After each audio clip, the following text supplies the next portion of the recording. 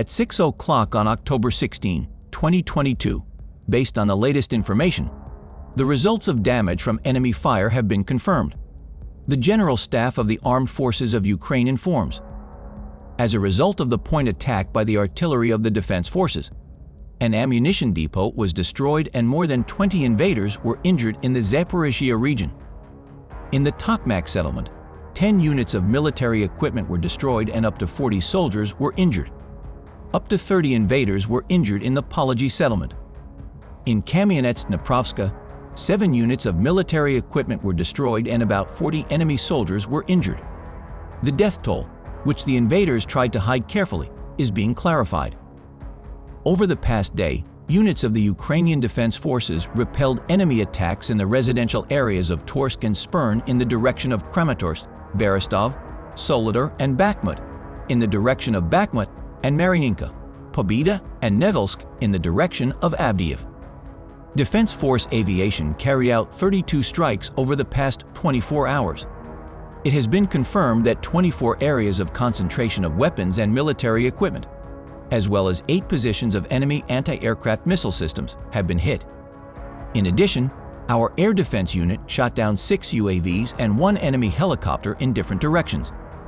Over the past day, missile and artillery troops hit 3 areas of concentration of manpower, weapons, and military equipment, 1 ammunition depot, 7 enemy air defense facilities, and other military targets.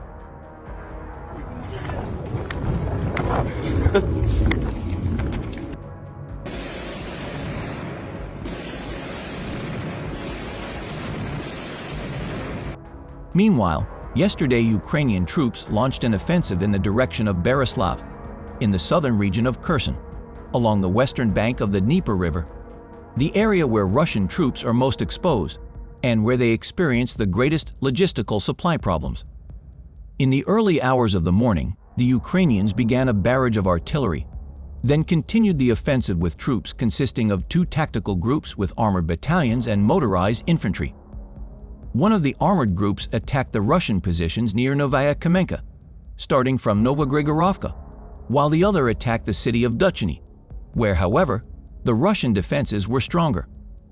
As already experienced in the blitzkrieg carried out in the Kharkiv region, the Ukrainian mobile group first moved and, on light armored vehicles and pickups, passed through the defense positions of Novaya Kamenka, trying to cut the road between Ducheny and Mylovo.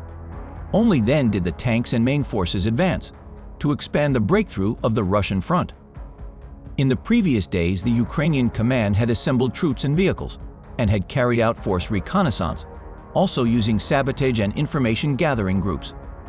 Yesterday, then, the Kyiv forces had launched a series of attacks on the population center of Ducheny. Russia, on the other hand, has carried out several attacks on Ukrainian armed forces positions near Sukhoi Staka, without obtaining significant results.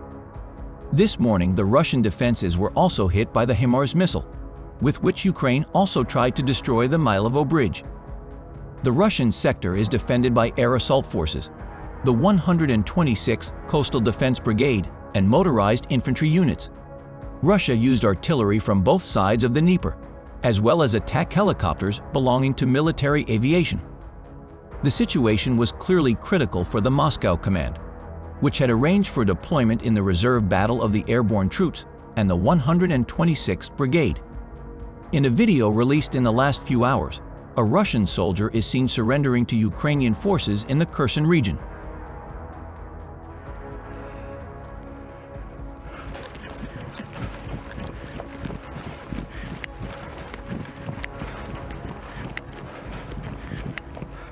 Explosions were heard throughout the Ukrainian capital early Monday, a week after a nationwide strike rocked the city for the first time since June.